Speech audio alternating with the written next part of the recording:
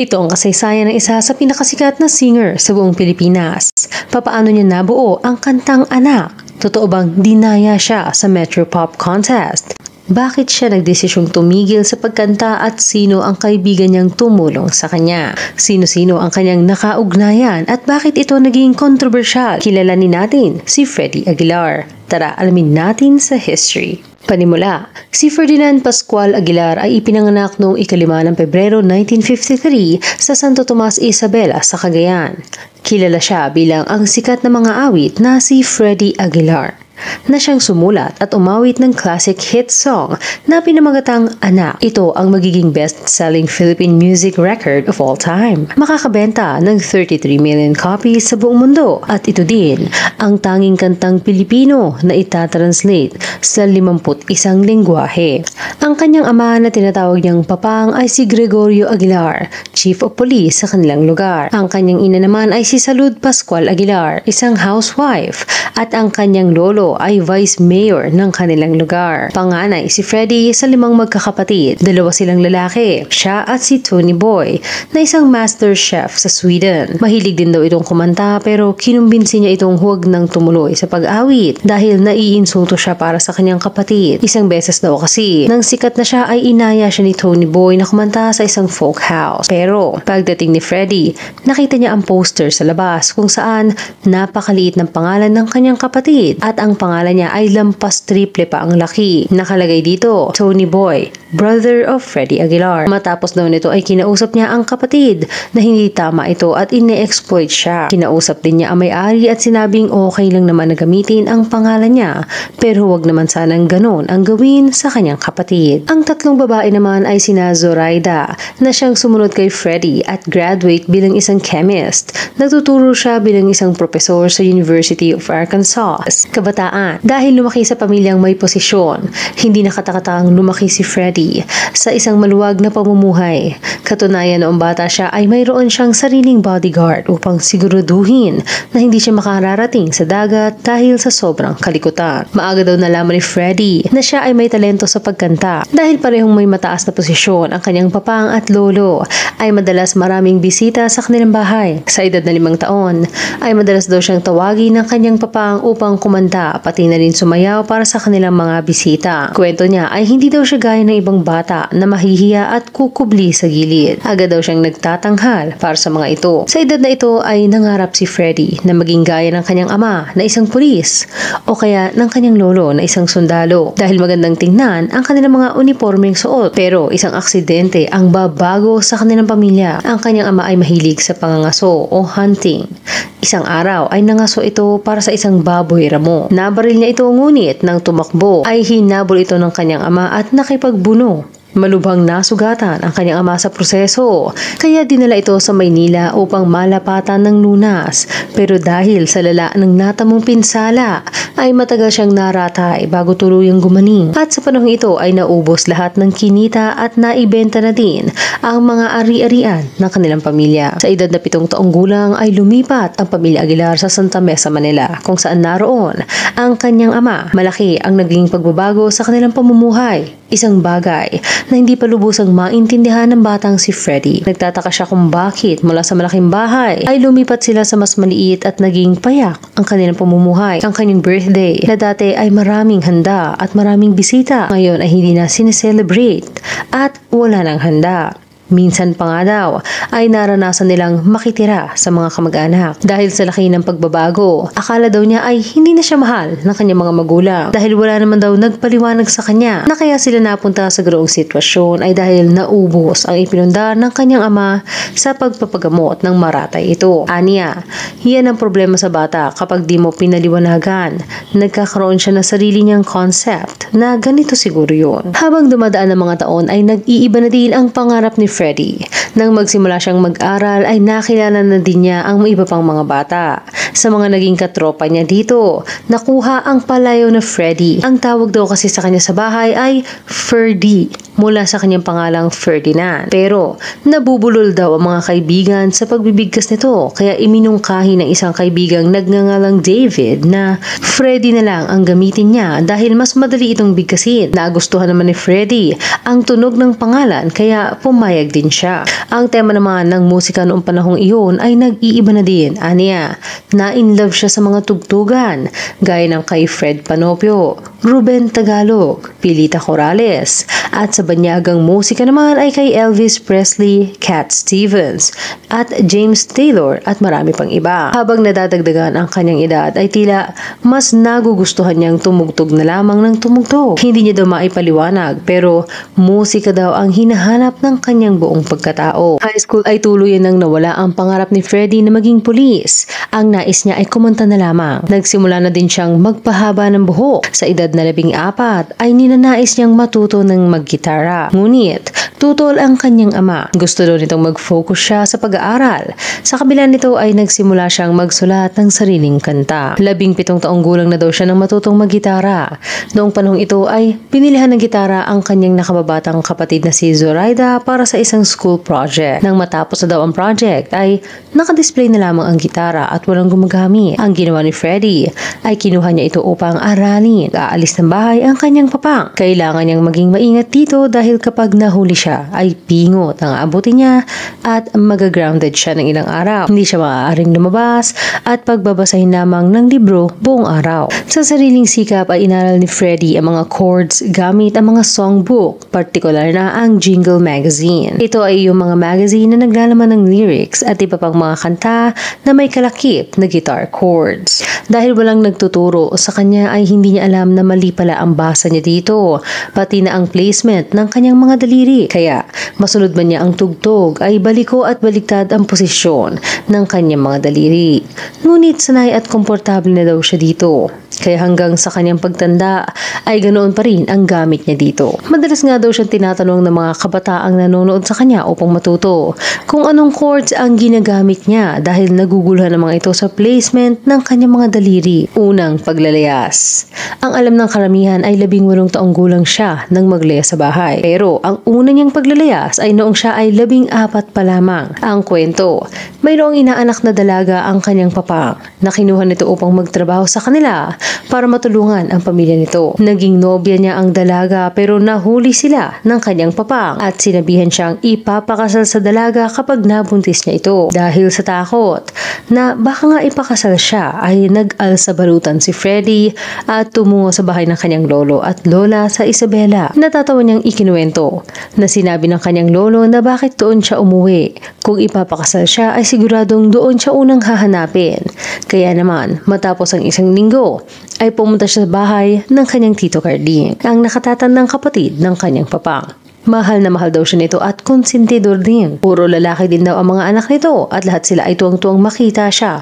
Pero natatawa ang kanyang tito dahil itinuro niya ang isang malapit na bahay at sinabing iyon ang bahay ng pamilya ng dalaga na nakarelasyon niya. Nataranta daw si Freddy pero sinigurado niya ang kanyang tito na siya na ang bahala at hindi siya ipakakasal. Panganay daw kasi ito kaya mas mayroong otoridad sa mga magkakapatid. Isang buwan siyang nanatili sa bahay ng kanyang tito. Sa kagandahan palad ay hindi nabuntis ang dalaga. Lumipas din ang galit ng kanyang papang kaya pinapauwi na siya nito. Sa kagandahan palad din ay naroon ang kanyang lola sa Manila. Alam ni Freddy na basta naroon ang lola niya sa mother's side ay walang makakagalaw sa kanya dahil ito ang abogado niya. Ini-spoil din daw kasi siya nito. Minsan ay maglulungkot-lungkutan siya at kapag tinanong siya nito kung bakit siya ay malungkot ay sasabihin ni Freddy na wala siyang pera. Kaya naman agad itong bubunot at bibigyan siya nito. Sa pag-aaral naman ay hindi nakapagtatakang pasaway pa rin si Freddy. Hindi daw talaga siya mahilig mag-aaral. Kapag nagbabasa sila ni Zoraida sa bahay, ay pareho silang may hawak na libro. Pero si Zoraida lamang ang talagang nag-aaral habang siya ay nagbabasa ng nakaipit na songbook sa kanyang libro. Tuwing lalapit daw ang kanyang papang ay isasara niya ito at magkukunwaring magsi-CR upang hindi mahuli. Sa kolehiyo naman ay nais ng kanyang ama na siya ay kumuha ng abogasya. Ngunit ayaw daw talaga niya. Nang tanungin siya kung ano ang kanyang gusto ay sinabi niyang electrical engineering. Kaya naman pumayag na din ang kanyang ama. Sa kanyang unang taon sa De Guzman Institute of Technology technology ay napansin niyang lahat ng itinuturo ay natutunan niya na mula sa electronic shop ng kanyang Tito Carding. Ginawa siyang assistant ng kanyang propesor kapalit ng pagiging exempted niya sa klase. Kalaunan ay nanawa siya sa pag-aaral at upang mapatalsik kasama ang iba pang mga kaibigan ay binalutan nila ng panyo ang kanilang mga kamao at pinagsusuntok ang mga bintana sa paaralan upang basagin ito. Pagiging mga awit. Bago pa matutong maggitara ay nagpe-perform na si Freddie bilang bokalista. Mayroon siyang gitarista na si Freddie din ang pangalan. Si Freddie Baxter naman daw ito. Sinubukan din niyang sumali sa isang banda. Ngunit hindi din ito natuloy dahil madalas na walang napupuntahan ang kanilang pag-iensayo. Kwento ni Freddie, 2 AM daw ang call time nila at palagi siyang on time. Pero ang mga kabanda niya, late na ng ilang oras, may dala pang nobya. Kaya imbis na makapag-ensayo, ay puro lampungan na lamang daw ang nangyayari. Dahil dito ay naramdaman niyang nalilimitahan ang kanyang pagkanta. Kaya naman pilit niyang inaral ang paggigitara. Ito yung mga panahong tinatakas pa niya ang pag-aaral nito. At sa sobrang kagustuhan niyang matuto, ay nakakasolo daw siya ng 4 na kanta sa isang araw. 18 taong gulang si Freddie nang tumigil sa pag-aaral ng kolehiyo o dahilan upang magkaroon sila ng matinding hidwaan ng kanyang papang. Dahil sa kagustuhang humanap ng karera sa musika, ay nag-impake si Freddie ng isang backpack, laman ng ilang mga gamit at pinitbit ang gitarang hindi naman kanya. Early 70s daw ay kumakanta na siya sa mga bar pero wala pa siyang sariling komposisyon at ang mga banyagang kanta ang kanyang inaawit dahil bawal pa daw noon kumanta ng Tagalog. Ang pagkanta ng Tagalog ay hindi opisyal na nakaban pero noong panahong iyon ay maaaring labis itong tinututulan ng gobyerno upang di umano ay pigilan ang rebelyon at pagpapahayag ng pagtutol. Hindi nito direktang pinupuntirya ang pagkanta ng Tagalog sa mga bar ay sinusunod na lamang ito ng karamihan bilang pag-iingat at pagsunod. Isang araw, tumambay sina Freddie at mga kaibigan niya sa may Ramon Magsaysay Street nang dumaan ang isang van. Magtatakbuhan na daw sana sila dahil noong panahong iyon ay martial law pa daw. At kapag nahuli kayong nagkukumpulan, bilang isang grupo ay maaari kayong mapagtripan. Hindi pa man nakalalayo ay bigla daw silang tinawag ng isang lalaki na bumba mula sa van at sinagaw na tol. Napalingon daw siya at namukaan ang lalaki bilang si Boyet. Inalok daw siya nito na maging mga awit para sa itatayong Mama Consuelo's Music Lounge sa may Quiapo. Agad na pumayag si Freddie na hindi man lang tinatanong kung magkano ang sweldo. 20 pesos kada gig ang kinikita niya dito o katumbas ng nasa mahigit 1,200 sa halaga ng pera natin ngayon. Exclusive daw ang lounge na ito. Mayroon lamang iilang mesa sa loob at walang sound system, kahit mikropono. Kaya malakas ang kanyang pagkanta at pagkalabit ng gitara dahil hindi ito maririnig sa likuran kapag hindi niya ito ginawa. Dahil daw dito ay nahasa ng lubusan ang kanyang talento. Isang beses naman ay namimili siya ng damit nang may kumalabit sa kanya. Si Von Veloso, isa ding musikero. Nagkamustahan sila at natanong nito kung bakit hindi siya nito nakikita sa may University Belt at Malate. Nag-audition naman daw si Freddie, ngunit hindi siya kinukuha at sinasabihan pang hindi marunong kumanta. Sinabihan daw siya ni Von na pumasyal minsan sa Malate at sasamahan siya nito. Sakto naman, naghahanap sila ng reliever dahil may sakit ang isang mga awit nila. Agad siyang ibinoluntaryo ni Von, ngunit sabi ng audition master na nagngangalang Hernan ay nag-audition na daw si Freddie sa kanila pero pilit siyang ipinagtanggol ni Von na subukan daw siyang pag-performin sa stage. Nagkataon naman na noong nagpe-perform siya ay naroon ang may-ari at nakitang nagkakaguluhan sa paghiyaw at papuri ang audience kay Freddie na ang buong akala ay normal lang ang ganitong pagtanggap sa mga awit. Nang tanungin na may-ari ng bar si Hernan kung sino iyong kumakanta ay sinabi daw nitong huwag pansinin si Freddie. Nag-audition na daw ito pero hindi niya kinuha dahil hindi marunong kumanta. Kinontra siya ng may-ari at sinabing kuhain si Freddie bilang mga awit sa kanilang bar. Ito ay ang Cola House. Dito tumagal si Freddie at naging regular. 40 pesos na ang bayad sa kanya kada gig o katumbas ng nasa mahigit 2,500 sa halaga ng pera natin ngayon. Kumalat ang pangalan ni Freddie sa buong Malate bilang ang magaling na bagong folk singer. Hindi pa lubusang kumakalat ang kanyang pangalan kaya naman inilalarawan siya ng mga ito bilang payat at mukhang na magaling kumanta. Noong daw kasi ay payat na payat siya at lubog ang kanyang pisngi. Minsan pa nga daw ay napanood siya ni dating Pangulong Gloria Macapagal Arroyo noong nag-aaral pa ito. Mula sa Cola House ay naikot rin niya ang iba pang mga bar gaya ng Hobbit House, Bodega, Copper Kettle at iba pa. Habang tumatagal ay nakikilala na din siya sa lokal na komunidad at kumikita ng umaabot sa 50 pesos. Ang mga kabataan naman na nais matuto mula sa kanya ay tinawag siyang Ka-Freddy. May kalikihan man noong panahong iyon ang kinikita ni Freddy ay hindi siya nakapag-ipon dahil winawaldas lamang niya ito madalas sa barkada. Pero dumating ang punto na ramdam na ni Freddy na gamay na niya ang Manila at nais niya ng challenge upang mahasa pa ang kanyang talento sa musika. Kaya nagtanong-tanong siya kung nasaan ang magagaling na musikero. Isang lugar ang sinabi ng karamihan, sa Olongapo. Taong 1973, sa edad na 20 ay nagdesisyong makipagsapalaran si Freddy kasama ang isang kaibigan. Dala ang 20 piso ay nag-impake siya muli ng isang backpack na may ilang damit at nagpasama sa kaibigan niyang nagngangalang Peter. Dahil ito daw ang nakakaalam kung paano pumunta doon. Sumakay sila ng air-conditioned bus ng Victory Liner na nagkakahalaga ng 5 piso kada tao at tumungo na sa Olongapo. Pagbaba daw nila ng bus ay una nilang tinungo ang bahay ng tiyahin ni Peter upang manghiram ng pera at makikain. Ngunit pagdating nila ay wala daw ito doon.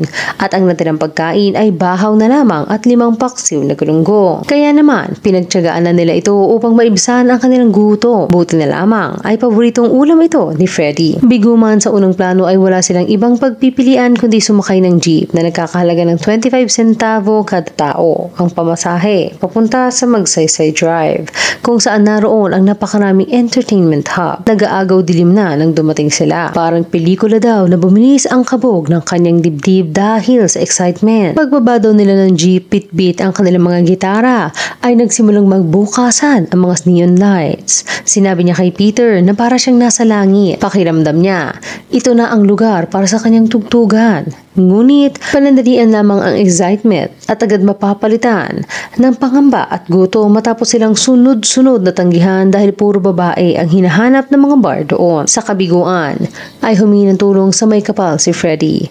Napatingala siya at sinabing, "Diyos ko, tulungan mo kami." Pero hindi pa niya natatapos ang sasabihin ay nabasa niya ang Carol, folk singer sa isang bar na tinatawag na Big E. Pamilyar ang pangalan ng mga awit na yon dahil mayroong tinuluan si Freddy sa Manila na Carol din ang pangalan. Huling balita niya ay nag-abroad daw ito pero nagbabaka sakali silang umuwi na ito at kumakanta na sa Olongapo. Pumasok sila ng bar pero hinarang sila ng guard.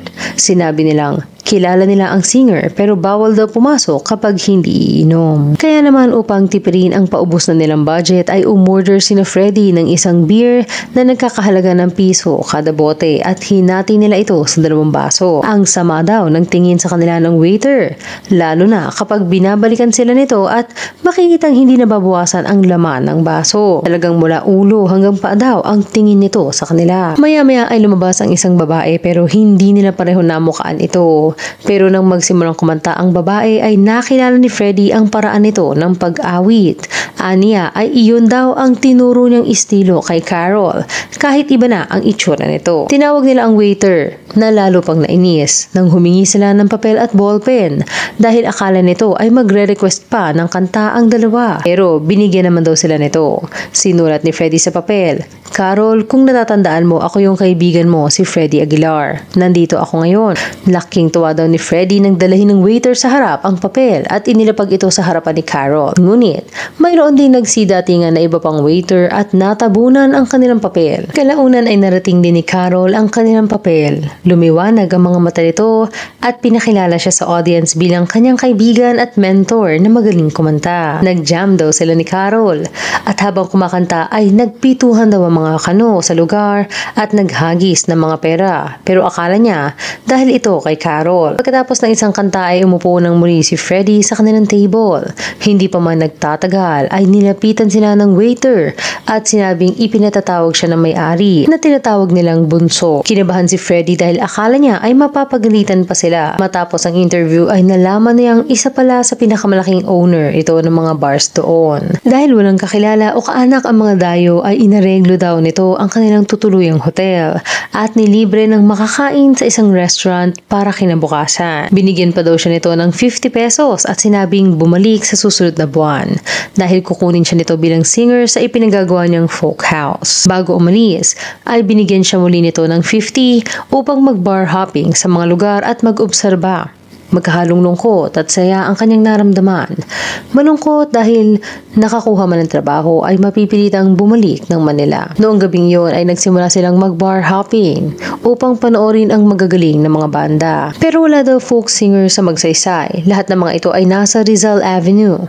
Nagdesisyon ang dalawa na umuwi pagkatapos ng madaling araw, pagkatapos nilang kumain. Habang kumakain ng almusal, ay bigla nilang nakita na dumami ang mga tao na tila ay fiesta. Nang magtanong sila ay sinabi na mayroon darating na barko, kaya maagang nagsisibukas ang lahat. Saktong may bumaba sa harapan ng bar na kanilang tinatayuan, ang manager ng Acme na siyang pag-aari din ni Bunso. Galit na galit daw ito dahil bigla na lamang umalis ang banda na nagpe-perform sa kanilang bar at umuwi ng Manila nang walang paalam. Bigla namang may nagturo kay Freddy at sinabing magaling siya. Dahil sa desperasyon ay agad na siyang inalok nito ng trabaho, kumanta kapalit ng banda.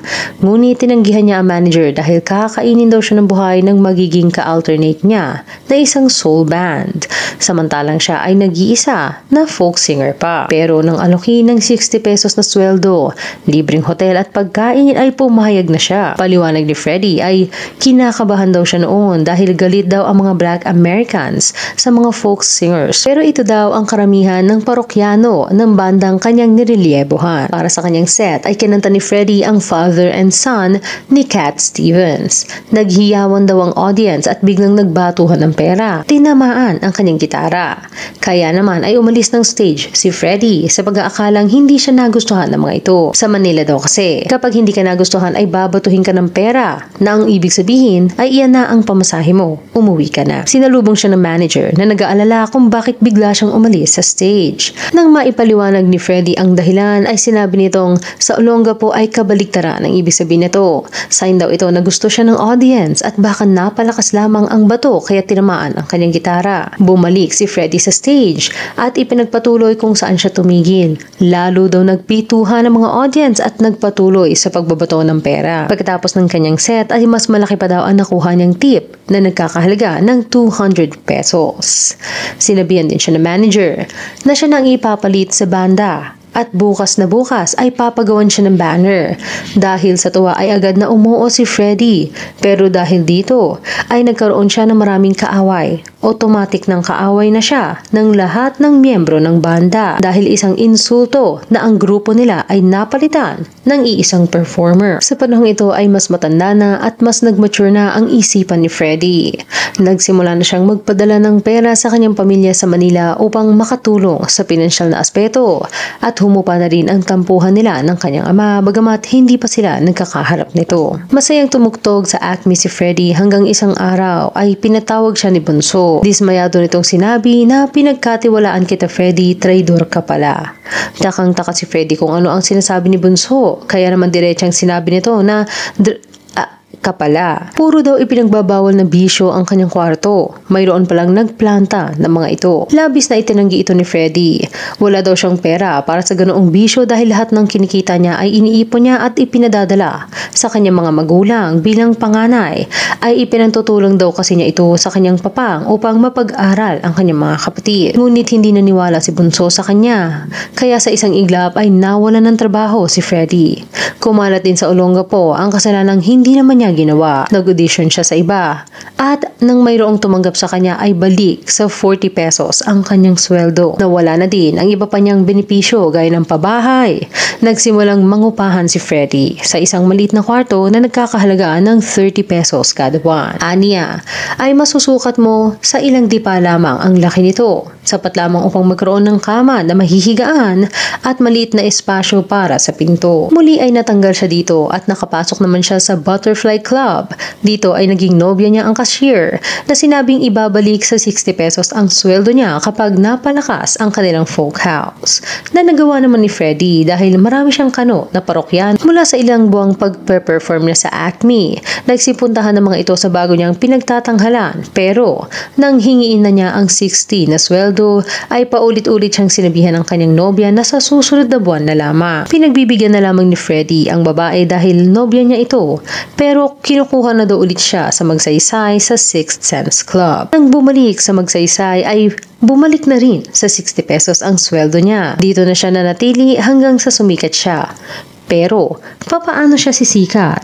Ito ay dahil sa komposisyon niya ng kantang Anak. Abangan sa part 2 kung paano niya nabuo ang kantang Anak. Bakit siya nagdesisyong tumigil sa pagkanta at sino ang kaibigan niyang tumulong sa kanya? Hanggang dito na lang. Kayo, ano masasabi niyo sa kasaysayan ni Freddy Aguilar? I-comment lamang ang inyong opinion sa ibaba. Salamat sa pakikinig. Huwag kalimutang mag-subscribe sa aming channel at i-click na rin ang notification bell. Hanggang sa muli.